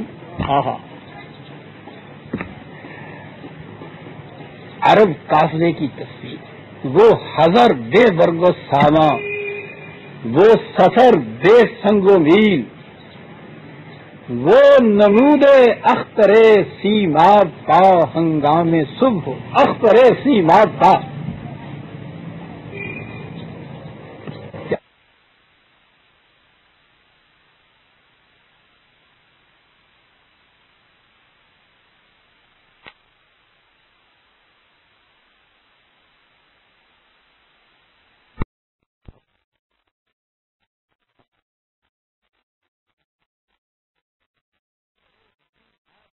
ہنگام صبح, میں نے کہا تھا نا کہ اس کے ان تشبیہات و استعارات میں بھی ایک مقصد ہے. تشبیہات میں آپ دیکھیے کیا بات کہہ گیا ہے, وہ نمود اختر سیماب پا ہنگام صبح, یا نمایاں بانگے گردوں سے جبین جبرائیل. یہ ہے نا اقبال کی انفرادیت جہاں آتی ہے. یہ جبین جبرائیل سے تشبیہ دینا کسی اور کے بس کی بات نہیں تھی. اور وہ سکوت شام صحرا میں غروب آفتاب, وہ سکوت شام صحرا میں غروب آفتاب. و سنی عزیزان مان جس سے روشن تر ہوئی چشم جہاں بین خلی. بات شاعری کا نہیں ہے, وہ تو اپنا نصب العین اور مقصد کو چھوڑنا ہی نہیں کہیں صاحب. جس سے روشن, قرآن کی آیت کا ترجمہ ہے, جس سے روشن تر ہوئی چشمے جہاں بین خلیل, اور وہ پانی کے چشمے پر مقام کارواں. سنا اور تشبیہ ملازہ ہو. جس طرح اہل ایمان جس طرح جنت میں گردے سلسبیل, اور وَلَكُمْ فِيهَا جَمَالٌ حِينَ تُرِيحُونَ وَحِينَ تَسْرَحُونَ. کبھی یہ منظر بھی دیکھا تم نے؟ وَلَكُمْ فِيهَا جَمَالٌ.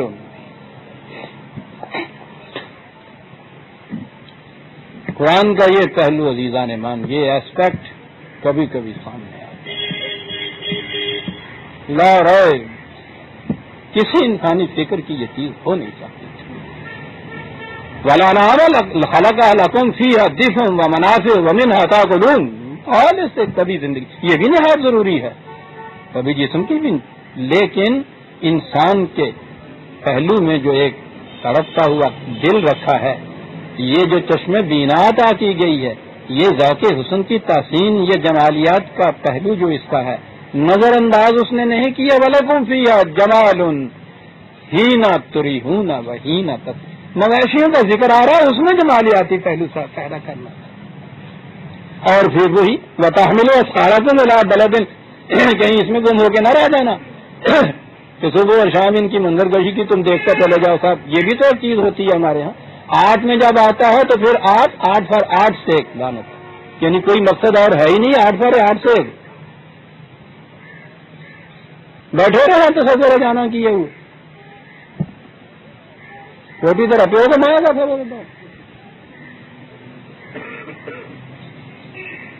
پہلے کہا افادی پہلو، درمیان وہ اسپیکٹ لایا، پھر یہ ہوا کہ کہیں اسی میں گم ہو کے نہ رہ جاؤ۔ افادی پہلو کے بعد جمالیاتی پہلو، جمالیاتی دینے کے بعد یہ کہا کہ کہیں پھر یہ وہی وہ جوگی سنیاسی اور یہ چیزیں یا ادھر شاعری کے اندر آ کے نہ جذب ہو جاؤ۔ پھر وَتَحْمِلُ أَثْقَالَكُمْ إِلَىٰ بَلَدٍ لَمْ تَكُونُوا بَالِغِيهِ إِلَّا بِشِقِّ الْأَنفُسِ، کہا پھر ان میں سے وہ مواشی و جانور بھی لو جن پر سواری بھی کرتے ہو، مال بھی لاتے ہو، مسافریں طے کرتے ہو۔ کہا اگر یہ نہ ہوتے، کیا لفظ دو استعمال کر گیا ہے، کہا یہ نہ ہوتے تو ایک جو یہ سفر سارا پیدل کرنا پڑتا ہے طے تمہیں، اور سوچو کہ اگر ان کا بوجھ بھی تمہاری کمر پہ ہوتا ہے، چلنا پڑتا ہے یہ 30-40 میل کا سفر، کیا بنتی حضور پہ؟ ان ربکم لرؤوف الرحیم، رحیم تو عزیزان من سامان نشو و نما کے لیے ہے۔ آپ دیکھتے ہیں یہاں 2 صفتیں کیا آئی ہیں، یہ رحیم کی رافت جو ہے وہ جمالیات کے پہلو کے لیے قرآن نے کہی، رافت تو ہوتی ہی نہایت نازک چیز ہے، یہ محبت سے بھی اگلا جذبہ ہوتا ہے، راست کے اندر لطافت ہوتی ہے۔ رحمت میں سامان نشو و نما دونوں قسم کے آ جاتے ہیں، یہاں 2 صفتیں لایا قرآن، کیونکہ 2 پہلو زندگی کے سامنے لایا تھا نا، ایک افادی پہلو تھا، ایک جمالیاتی پہلو تھا۔ ان ربکم لرؤوف الرحیم والخیل والبغال والحمیر لترکبوها، گھوڑے، خچرے، گدھے، لادو جانور جن پہ سواری بھی تم کرتے ہو، یہ سواری کے جانور جو تھے آپ کے ہاں، گھوڑے کو آپ دیکھ لیجیے، اس کی بجائے اگر یہ گینڈا ہوتا آپ کے یہاں سواری کا جانور تو سوچئے تو صحیح۔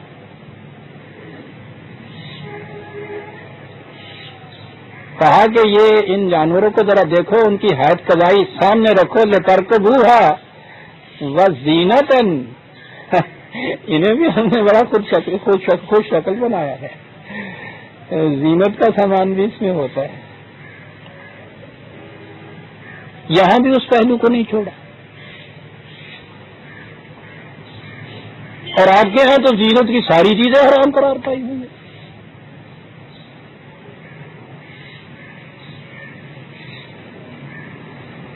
ہر شے زیب و زینت کی جو ہے وہ حرام ہے، ریشم پہننا حرام، سونا پہننا حرام، زیب و زینت کی آرائش کی چیزیں حرام، اور جنت جو بتا رہے ہیں کہ تمام اعمال حسنہ کا جو آپ کا منتہا ہے، آخر میں جو سب کچھ ملے گا، وہاں سارے لباس جنت کے وہ پردے اتنے بڑے وہاں لٹکائے ہوئے ہیں، اس نے وہ قرآن کہتا خالص ریشم کے صوفے وہاں دیے ہوئے، ہیلیاتن، موتی، یہ سارے زیورات، برتن چاندی سونے کے بلوری کنکر، یہ قرآن کریم میں لکھا ہوا ہے۔ وہ جنت جو محال ہے اس کا، وہ تو وہاں مومنین کے لیے خاص طور کے اوپر خدا کی طرف سے یہ، اور انہیں میں سے اگر کوئی چھوٹا بہت حصہ یہاں آ پہلے تو حرام۔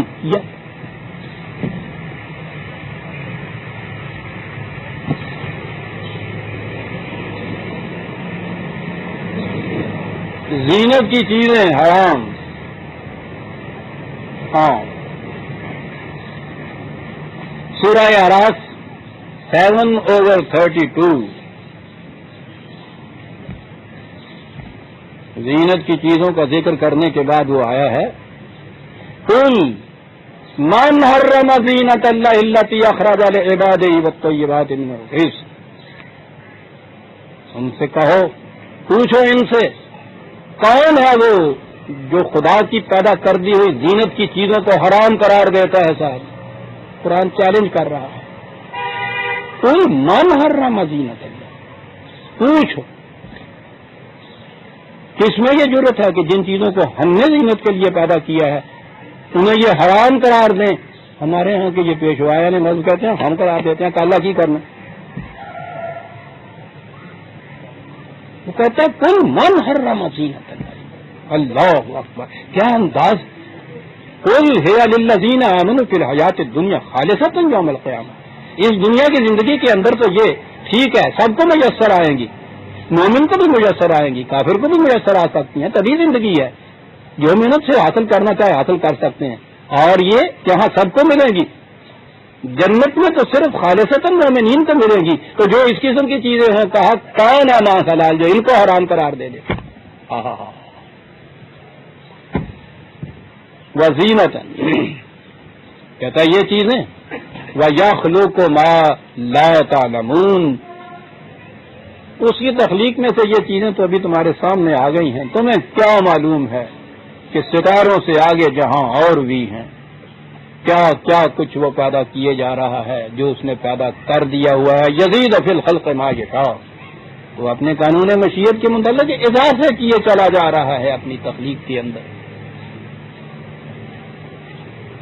ان سے پوچھو کہ یہ کارگاہ کائنات جس کو ہم نے اس طرح سے بنایا ہے یہ سب باطل ہی باطل ہے. یہ جو کہتے ہیں، کہا یہ اشیاء کائنات، یہ مواشی، یہ پرندے، یہ جن کا ذکر ہم نے کیا ہے، ایک خصوصیت اس میں آپ یہ بھی دیکھیں گے کہ جس کو جس مقصد کے لیے پیدا کیا ہے، جس انداز سے جس فطرت پہ پیدا کیا ہے، وہ اسی کے اوپر چلے جا رہا ہے. کسی میں یہ مجال نہیں ہے کہ اس سے ذرا بھی ادھر ادھر ہٹ جائے. وَعَلَى اللَّهِ قَصْدُ السَّبِيلِ وَمِنْهَا جَائِرٌ، یہ جو ہے صحیح راستہ، راستے کی میانہ روی، قصد کہتے ہیں درمیان میں سڑک کے چلنا. صحیح چلنے کا یہی انداز ہوتا ہے. کہا ان کے اندر خدا نے یہ جبلت ان کی یہ پیدا کر دی ہوئی ہے، ان کے اندر یہ چیز رکھ دی گئی ہے کہ وہ صحیح راستے میں درمیانی راستے کے اندر چلتے چلے جائیں. وہ ادھر ادھر نہیں ہٹتے. ان میں مجال سرکشی نہیں، ان کو اختیار ارادہ ہی نہیں دیا گیا. انسان کو ومنہا جائر، اور ٹھیک ہے غلط راستے بھی ہیں. یہ غلط راستے میں کون چلنے والا ہے؟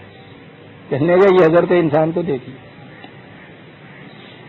یہ باقی مواشیوں حیوانات سے اشرف بنتا ہے. کیفیت یہ ہے کہ وہ تو ہمیشہ قصد السبیل رکھتے ہیں، راستے کے درمیان میں چلے جاتے ہیں صاحب کہ خطرہ نہ کوئی بھی رہے. اس کی کیفیت یہ ہے کہ قصد السبیل سامنے ہے لیکن ہمیشہ یہ کوئی ادھر نکل گیا، کوئی ادھر نکل گیا، کوئی ادھر جا رہا ہے، کوئی ادھر جا رہا ہے. کہتا کیفیت ان کی یہ ہے. سوال تم یہ پیدا کرو گے کہ صاحب یہ سارے انسان کیوں نہ نیک ہوئے؟ عام طور پہ یہ کہا جاتا ہے.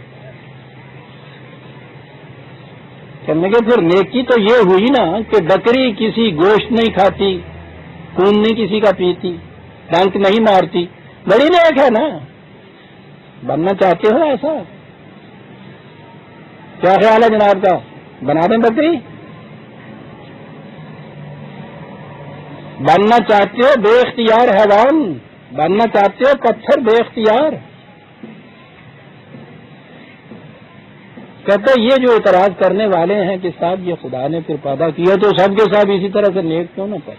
کہنے گے ہمارے لیے وَلَوْ شَاءَ لَهَدَاكُمْ أَجْمَعِينَ، ہمارے لیے مشکل ہی نہیں تھا کہ تمہیں ہم صاحب اختیار و ارادہ بناتے ہی نہیں. پتھر اور مٹی کی طرح، بھیڑ اور بکری کی طرح بلا اختیار و ارادے کے مجبور پیدا کر دیتے، پھر تم بھی ان کی طرح ایک ہی راستے کے اوپر چل. کہا پھر انسانیت کا شرف کہاں چلا گیا کہ صحیح راہ اختیار کرے، اپنے اختیار و ارادے سے اختیار کرے. کہا کم وقت تو نیکی وہی نیکی ہوتی ہے جو بدی کا اختیار رکھتے ہوئے اختیار کی جائے، ورنہ اس میں تو بی بی از بیچار کی تو کوئی نیکی نہیں ہوتی. تواضع کے گردن فرازہ نکوست، گداگر تواضع کو نہ تو ہوئے دوست۔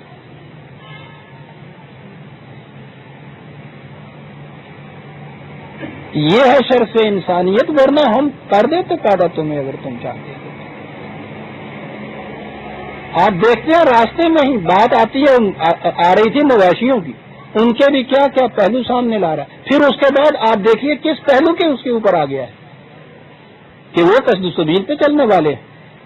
اور پھر آگے انسان کی بات، هو الذی انزل من السماء ماء لکم منہ شراب ومنہ شجر فیہ تسیمون۔ اور پھر آگے چلو مویشیوں کی دنیا سے آگے نباتات کی دنیا آ جائے گی۔ تمہارے لیے اس نے کیا کیا چیزیں نہیں پیدا کی، کس کا سامان، نیچے زمین، آسمان سے بارش، نہ یہ تمہاری پیدا کی ہوئی نہ وہ تمہاری برسائی ہوئی، لیکن لکم منہ، جو کچھ یہ پیدا کر رہے ہیں سب تمہارے لیے۔ کہا کبھی سوچا بھی، زمین جسے آپ کہتے ہیں فلاں کی ملکیت میں، وہ پوچھتا یہ ہے کہ زمین تو اس دن ابھی موجود تھی جب کوئی انسان بھی یہاں نہیں آیا تھا، تو انسان نے آنے کے بعد یہاں کیا ہم سے خریدی تھی یہ پیسے کوئی دے کے، یا کوئی پتہ لکھایا تھا ہمارے ہاں سے؟ یہ جو لکیر مار کے کہنے لگا یہ میری ہے، تو یہ ہے کس طرح سے میری ہے؟ دھاندلی یا نہیں؟ لکم، نہ پانی تمہارا برسایا ہوا نہ زمین تمہاری بنائی ہوئی، اس میں سے جو کچھ پیدا کر رہے ہیں ہم، لکم، یہ سب انسانوں کے لیے ہے۔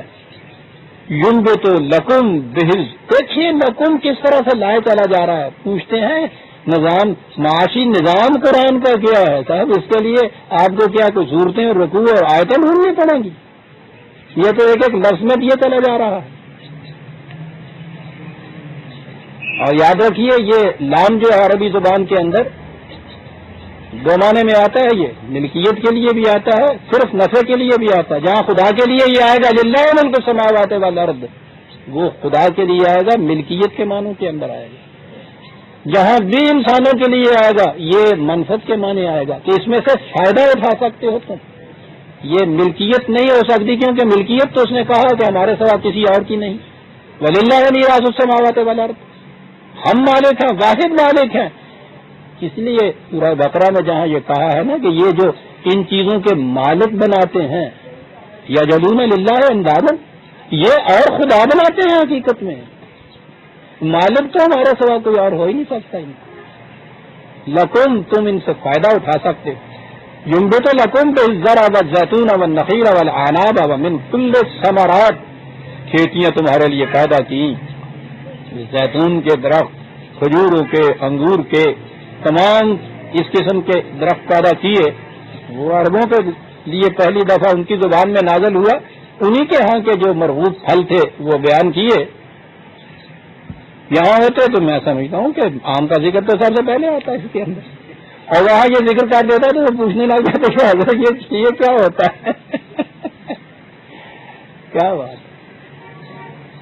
یہ سب کچھ کہنے کے بعد کہا گیا کہ یوں ہی ہم یہ ایگریکلچر اور ایگریکلچر اس کے سبجیکٹ ہیں، یہ نصاب کی کتابیں جو بیان کر رہے ہیں ہم، ان فی ذالک لآیۃ، یہ تمام چیزیں جو ہیں جو ہم بیان کر رہے ہیں، بیان مقصود بذات نہیں، یہ کسی اور مقصد تک پہنچنے کی نشانی ہے۔ یہ عجیب چیز ہے، آیت قرآن کا ہے، ساری کائنات کو آیت کہا ہے، کسی اور چیز کی نشانی، اور چیز یہی ہے کہ خدا کے اقتدار کی نشانی، مقام انسانیت کی نشانی۔ آیتن کن کے لیے ہے نشانی؟ یہ لقوم یتفکرون، جو فکر و غور سے کام لیتی ہے۔ غور و فکر سے کام لینے والی قوم کے لیے ان چیزوں میں بڑی نشانی ہے۔ وسخر لکم اللیل والنہار والشمس والقمر والنجوم مسخرات بامرہ، اور یہ دیکھیں رات اور دن کی یہ گردش، شمس و قمر کی یہ تقویر، اور یہ ستارے جکڑے ہوئے ہیں ہمارے قانون کی زنجیروں کے اندر، لکم، پھر تمہارے فائدے کے لیے یہ سب کچھ۔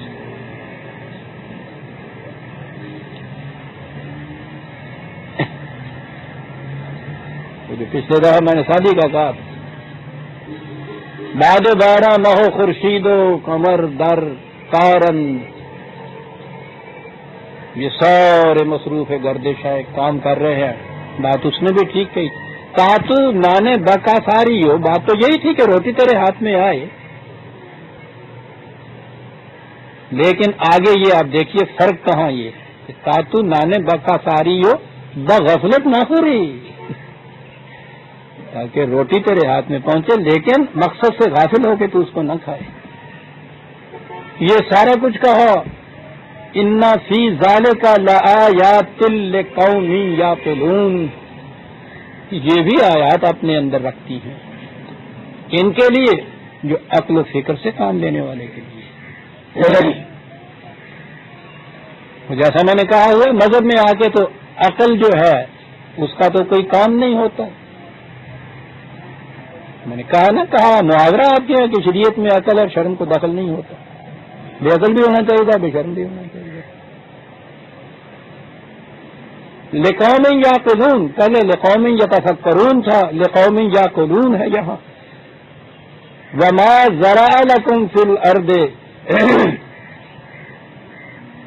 جو کچھ ہم نے یہ پھیلا رکھا ہے تمام معاہدہ ارض کے اوپر، زمین کے دسترخوان کے اوپر، مختلفاً الوانہ، کتنی الگ الگ مختلف قسمیں ہیں ان کی، رنگا رنگ کی یہ نعمتیں، ان فی ذالک لآیۃ، ان میں بھی بہت بڑی نشانیاں ہیں کن کے لیے؟ اب آئیے صاحب، لقوم یذکرون، یہاں آیا ایک لفظ یذکرون، ذکر کے تو معنی ہے قوانین خداوندی کو ہر وقت سامنے رکھنا، اس قوم کے لیے کہ جو ان قوانین کو ہر وقت سامنے رکھتی ہے ان کے لیے ان میں نشانیاں ہیں۔ اب آپ کے یہاں ذکر تو وہ ہو گیا نا، اب جو مسجدوں میں پہلے خفی ہوتا تھا اب وہ لاؤڈ سپیکر لگ گیا تو جلی ہونے لگ گئی، یعنی پہلے اس کی آواز وہیں تک رہتی تھی۔ زمانہ آیا ہے بے آزادی کا، ہمارے دور میں ہم نے بچپن میں جو ذکر کیے تو حجروں کے اندر کیے، ہم نے دروازہ ایک ہوتا تھا وہ بھی بند، بات باہر نکلتی نہیں تھی، اس کو چھپانا پڑتا، پھر یہ باہر نکلا تو ٹھیک ہے تیرے مسجد تک آیا، ان میں آنے شروع ہو گئے یہ ذکر، وہ بھی ابھی خفی سے درمیانہ درجہ تھا وہ۔ اب اس کے بعد یہ جو زمانہ ہمارا آیا ہے یہ لاؤڈ سپیکر کا، تو آپ اس کے بعد دیکھتے ہیں نا پھر کہ وہ جو ذکر ہے وہ کتنا پھر جلی سے جلی تر ہوتا چلا جاتا ہے دن بدن۔ اس کا نام ہے آپ کے ہاں اب ذکر۔ یہ ذکر کرنے والے جن کو اس کا بھی پتہ نہیں ہوتا، اس چیز کا بھی علم نہیں ہوتا کہ یہ جو لاؤڈ سپیکر ہے اس میں سے آواز کیسے بلند ہو جاتی ہے۔ آپ کو معلوم ہے نا یہ فتویٰ جو دیا ہوا تھا ہمارے ہاں کے سب سے بڑے مفتی محمد شفیع صاحب، اس زمانے میں دیوبند میں مفتی سے تقسیم سے پہلے کی بات ہے جب یہ نیا نیا لاؤڈ سپیکر آیا تھا، ان کے مجموعہ فتاوی میں ابھی تک یہ موجود ہے، میں نے تو اپنے اسی زمانے میں لکھا تھا، فتویٰ پوچھ لیا۔ پوچھنے والے بھی تو بڑے ظالم ہوتے ہیں، اگا پیچھا نہیں سوچتے آگے کہ مفتی صاحب یہ لاؤڈ سپیکر کا استعمال حلال ہے یا حرام، لو میاں کوئی لوٹیا نہیں گل کا، فتویٰ دینا بھی ضروری۔ ان کے ہاں ان کی شریعت میں یہ کہنا کہ مجھے نہیں معلوم، تو بس جانتے ہی نہیں۔ کہا کہ فتویٰ انہوں نے پوچھا تو بلا تحقیق تو فتویٰ نہیں دیا جا سکتا تھا۔ انہوں نے کہا کہ جوبلی ہائی اسکول بنارس کے ایک سائنس ماسٹر ہندو نارائن داس وہ میرے والد تھے۔ اب فتوے کی بنیاد ملاحظہ فرمائیے، اس زمانے کا اسکول کا سائنس ماسٹر نارائن داس یا کون، اس سے پوچھا کہ صاحب یہ جو ایک نیا طوفان آ گیا یہاں، ایک شیطان بولتا ہے، تو اس میں وہ صحیح آواز اصلی آتی ہے یا نقلی آتی ہے؟ تو اس نے کہا کہ جی پتا تو مجھے بھی نہیں ہے سائنس کی روح سے، اور 10ویں جماعت میں پڑھاؤں گا سائنس کی روح سے لاؤڈ اسپیکر کا کیا پتا تھا، لیکن وہ بہرحال دیا ٹھیک سے انہیں لکھا بھی نہیں پتا تو میں نے، لیکن جتنی اونچی آواز نکلتی ہے یہ اتنا پتا لگتا کہ نہیں یہ بندے کی آواز نہیں ہوتی ہے۔ تو انہوں نے کہا کہ اس سے متحقق ہو گیا کہ وہ آواز اصلی نہیں ہوتی، اس لیے قرین ثواب یہی ہے کہ لاؤڈ اسپیکر کا استعمال ممنوع قرار دے دیا جائے، لہٰذا یہ فتویٰ موجود ہے، اور وہی مفتی صاحب جو ہیں ان کی مسجد اور ان کے دارالعلوم کے اندر 10 لاؤڈ اسپیکر لگے ہوئے ہیں، شیر نادر کی طرح حلال ہو رہا ہے۔ قرآن نے کہا تھا ان فی ذالک لآیۃ لقوم یذکرون، کون ہے عزیزان ایمان؟ قوم یتفکرون، قوم یعقلون اور قوم یذکرون۔ آپ سوچیے کہاں سے کہاں ہم آ پہنچے۔ وَهُوَ الَّذِي سَخَّرَ الْبَحْرَ لِتَأْكُلُوا مِنْهُ لَحْمًا طَرِيًّا وَتَسْتَخْرِجُوا مِنْهُ حِلْيَةً تَلْبَسُونَهَا، اور وہ دیکھو تم نے سمندر، اس قدر لا انتہا قوتوں اور سرکشیوں کا تو تلاطم انگیز سمندر کس طرح جکڑ رکھا ہے ہم نے اپنی زنجیروں کے اندر، ان کے اندر زندگی تمہارے لیے سامان نشو و نما، ایسا گوشت تر و تازہ، یعنی لحم طریہ مچھلی کے گوشت کو قرآن نے کہا ہے، تازہ گوشت،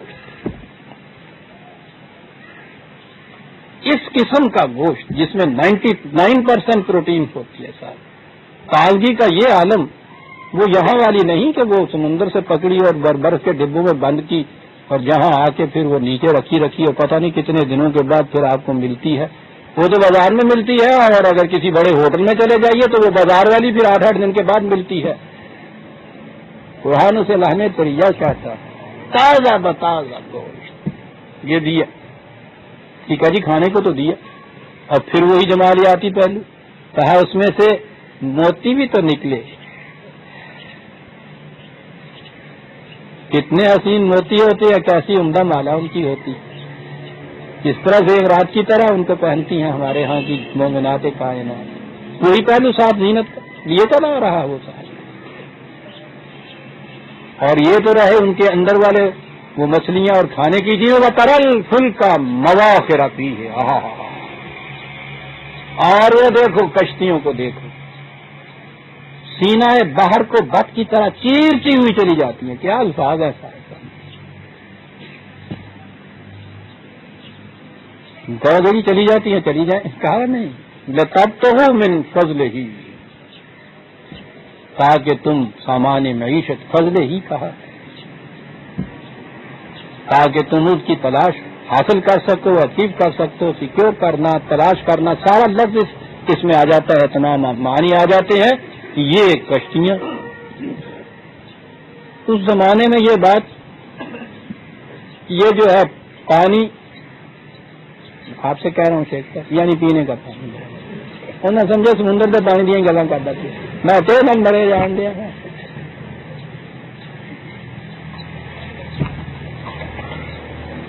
یعنی یہ چیز عزیزان من، یہ جہاز، لوہے کا جہاز، 1000 ٹن وزن اس کا اکیلے جہاز کا ہوتا ہے، پھر اس کے اندر بھرا ہوا سامان، اسے سوچئے کہ وہ کتنا وزنی ہوتا، یہ پانی اس میں لوہے کی سوئی اگر آپ پھینک دیں تہ تک ڈوب کے چلی جاتی ہے، لوہا اور پانی، اس کی کیفیت یہ پورے لوہے کا سامان، اس میں سارا لوہا بھرا ہوا اسی پانی کے اندر تیرتے ہوئے چلا جا رہا ہے۔ ایک قانون کہ اگر پانی کے اندر اتنا خلا پیدا کر دیا جائے تو اس کے وزن کے برابر یا اس سے کچھ کم کوئی چیز بھی اس میں رکھ دی جائے وہ ڈوب نہیں سکتی، سخر لکم، اگر اس میں یہ قانون کار فرماد نہ ہو تو آپ دیکھیے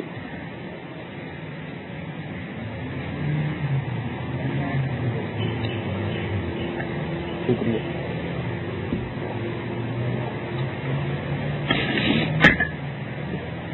1400 سال پہلے کی باتیں ہو رہی، کاہے کے لیے یہ سب کچھ؟ لعلکم تشکرون، تمہاری محنتیں بھرپور نتائج پیدا کریں۔ یہ اگر سامان حمل و نقل نہ ہو اس انداز کا، خشکی میں یہ اس طرح کے مواشی اور وہ تری کے اندر اس قسم کی وہ کشتیاں، فضا کے اندر چلنے والے یہ جہاز، یہ جو کہا مسخر کیا ہم نے ان تمام چیزوں کو تمہارے لیے، لعلکم تشکرون ہے. ہمارے یہاں تو یہی ہے نا، اس کے بعد روٹی کھا دی تو شکر الحمدللہ، یا اور آگے بڑھے تو بڑی سے بڑی مصیبت میں یہ بات کہ میاں صبر شکر سے کام لو. کیا بنتا ہے لعلکم تشکرون. دیکھا کہاں آ رہی ہیں یہ باتیں. وَأَلْقَى فِي الْأَرْضِ رَوَاسِيَ أَن تَمِيدَ بِكُمْ. کیا چیزیں بنائے چلا جا رہا ہے. اس زمین کو دیکھتے ہو تم،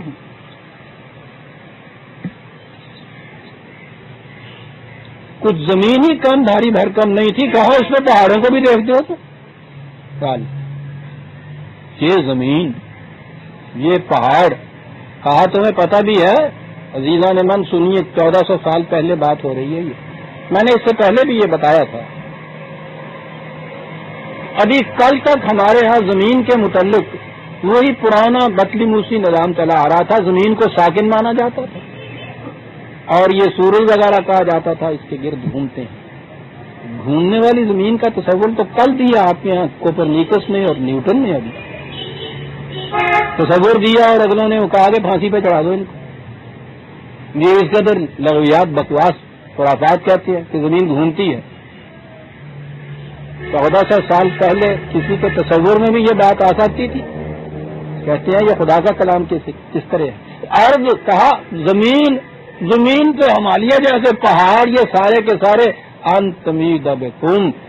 تمہیں معلوم نہیں کہ یہ تمہیں لیے ہوئے کس طرح گردش کر رہی ہے. یہ یہاں بکم ساتھ کہنا، کسی تیز گردش کرنے والی چیز کے اوپر انسان ذرا کھڑا ہو کے تو بتائے، پہلے ہی چکر جایا جاندہ اٹھ کے جناب. وہ کہا سوچو تو صحیح، یہ کرہ ارض، اس پہ یہ اتنے بڑے پہاڑ اور تم اس کے اوپر، اور یہ مصروف ہے گردش. اور پھر انہی میں سے انہارم و سبلن لعلکم تہتدون. پانی کی ندیاں بھی اس میں رواں، راستے بھی اسی کے اندر تمہارے لیے. یہاں سے وہاں تک چلے جاؤ لعلکم تہتدون، تاکہ تم صحیح منزل تک پہنچ جاؤ. کہا یہ تو بات ہوئی دن کی علامات، راستے کی نشانیاں، لیکن عربوں کے قافلے تو زیادہ راتوں کو چلتے تھے. دن میں بڑی تپش ہوتی ہے وہاں، صحراؤں میں تو خاص طور پر. عام طور پہ وہ سفر راتوں کو کرتے تھے.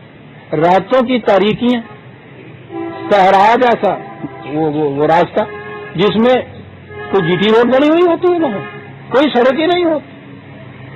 صحرا کی تو کیفیت یہ ہوتی ہے کہ آج اگر کہیں کچھ نشانات راہ بنا بھی دیں صبح کے وقت، دوپہر کو ایک ایسی آندھی آتی ہے، اس میں تیز ہوا چلتی ہے، یہاں کا ٹیلا وہاں کی کھڑ یہاں، سارا نقشہ ہی الٹ جاتا ہے. وہاں تو کوئی نشانات راہ نہیں ہوتے. کہا سوچو ذرا اس کو کہ راتوں کو تم نے سفر کرنا تھا، صحراؤں میں سفر، تاریکیوں میں سفر، راستے کا کوئی نشان نہیں ہے. ہم نے تمہارے لیے کیا انتظام کیا؟ بن نجمہم یہتدون، ستاروں کو دیکھ کے تم اپنے راستے متعین کر لیتے. تمہارے نشانات راہ تو کبھی مٹ بھی جاتے ہوں گے، دھوکہ بھی دے سکتے ہیں. ہمارے مقرر کردہ نشانات کبھی دھوکہ نہیں دیتے.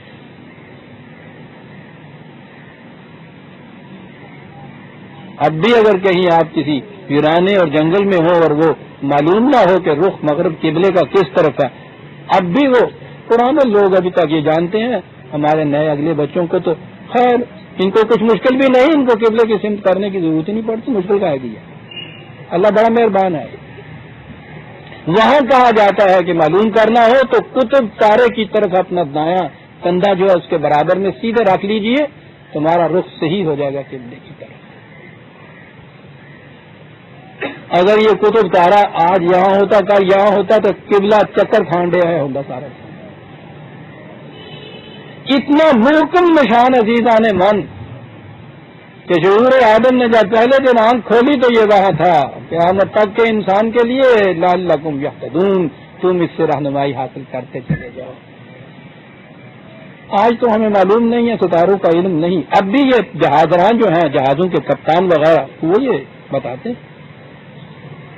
ستاروں سے راستے متعین کرنا. ہمارے بچپن میں راستے تو نہیں، رات کا جو وقت تھا وہ تو میں نے اپنے دادا جان کو، وہ بھی پچھلے پہر ہمیں اٹھایا کرتے تھے، وہ یوں ہی سوتے ہوئے یوں ہی کھڑکی میں سے یوں اوپر جھانک کے کہہ لیا کرتے تھے کہ نہیں بیٹا ابھی تیسرا پہر ہی ہے، چوتھا نہیں ہوا.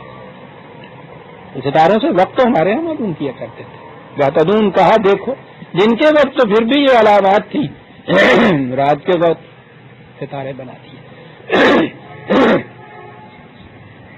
کہا یہ ہے ہمارا عالم تخلیق جو ہم نے بنایا، اور تم ہمارے ساتھ انہیں شریک کرتے ہو. اب دو ہی چیزیں ہوں گی، یا تو وہ کائنات کی کوئی چیز ہوگی، دریا، پہاڑ، دیوی دیوتا، اگنی دیوی، اندر دیوتا، یا یہ بت ہوں گے. یہ بھی تمہارے بنائے ہوئے یا ہمارے بنائے ہوئے. انسان تم بناؤ گے اپنے ہاتھ، تو وہ بھی مخلوق. کہا لمبی چوڑی دلیلوں کو تو چھوڑو، زمانے میں دیکھیے وہ جو کہا تھا نا کہ بالحق ہم نے پیدا کیا، پیدائش ارض و سما کائنات سے بات کہاں لے آیا؟ آسا میں یخلق کو کمن لا یخلق، کیا وہ جو سب کچھ پیدا کرنے والا ہے اس کے برابر وہ ہو جائے گا جو کچھ پیدا نہیں کر سکتا؟ چلیے اب یہ صرف سائنس کی کتاب نہ ہوئی، وہ آگے اپنے مقصد کے اوپر یہ سارے شواہد ہو گئے یہ بات کہنے کے لیے. کہا افلا تذکرون، کبھی سوچا بھی ہے تم نے؟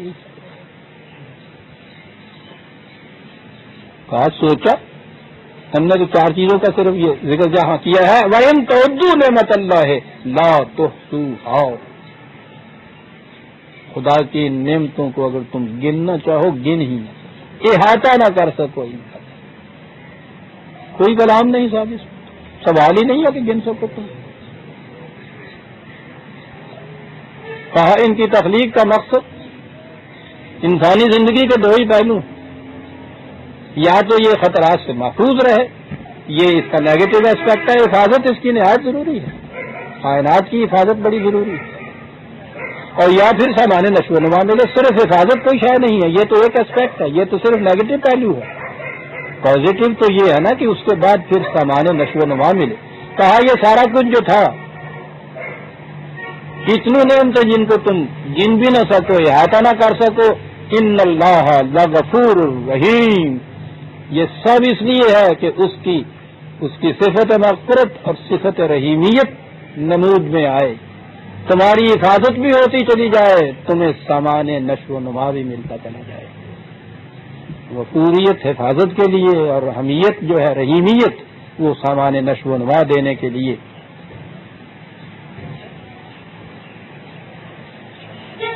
آئیے کہا اب انسان کی طرف وقت ہو گیا ہے. خیر واللہ یعلم ما تسرون وما تعلنون، عام معنی تو یہی ہے کہ ہم جانتے ہیں جو تم چھپاتے بھی ہو اور جو تم ظاہر کرتے ہو، لیکن اس سے بڑی گہری چیز انسان کے اندر کچھ مضمر صلاحیتیں ہیں جنہیں اس کی پوٹینشیلٹیز کہا جاتا ہے. ان صلاحیتوں کی نشو و نما کے بعد ان کی نمود ہوتی ہے، وہ صلاحیتیں ایکچوالائز ہوتی ہیں. علم حاصل کرنے کی صلاحیت ہوتی ہے نا بچے میں، وہ مضمر صلاحیت ہوتی ہے، وہ ہے تو سرون کی صورت جو ہے چھپی ہوئی صلاحیت. پھر وہ نشو و نما پاتا ہے تو وہی صلاحیت نمود سے باہر آ جاتی ہے، وہ علم کی صلاحیت. یہ تو لنون کی صورت یہ ہوتی ہے، اسے ایکچوالائز کرنا کہتے ہیں. یہ بڑی چیز ہے سائیکالوجی کے اندر حقیقت میں کہ انسان کی مضمرات کو ایکچوالائز کس طرح کیا جائے اور دیکھا جائے کہاں کہاں اس میں نقص واقع ہوا. کہنے لگا کہ ہم جانتے ہیں تمہاری پوٹینشیلٹیز کیا ہے، ہم جانتے ہیں وہ کتنی مشہود ہو گئی اور کتنی ابھی لامشہود پڑی ہوئی ہیں انسان کے اندر کی، کیونکہ یہ نعمت خداوندی ہے نا یہ صلاحیت بھی. اور کہا یہ ہے کہ یہ اتنی زیادہ ہے کہ تم ان کا احاطہ نہیں کر سکتے. کہنے لگے اپنے متعلق تم نہیں کر سکتے، تم تو وہی انسان ہو نا جو سمجھ سکتے ہو کہ ہم یہ بن گئے. کیا معلوم ہے کہ ابھی انسان نے کیا کچھ بننا ہے.